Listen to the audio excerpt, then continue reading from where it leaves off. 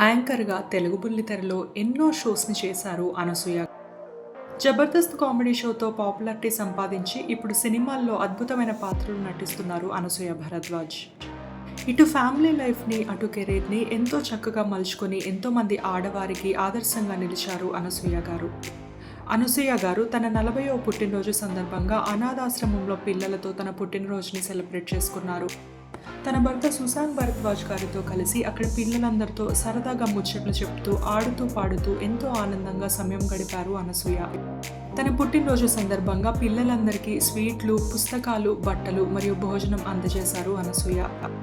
పిల్లలందరూ కూడా ఎంతో ఆనందంగా అనసూయ గారితో నవ్వుతూ ముచ్చట్లు చెప్తూ కనిపించారు. అనసూయ గారికి మీరందరూ కూడా పుట్టినరోజు శుభాకాంక్షలు తెలియజేసి తన బర్త్డే సెలబ్రేషన్స్లోని కొన్ని బ్యూటిఫుల్ ఫోటోగ్రాఫ్స్ ఈ వీడియోలో చూసేయండి.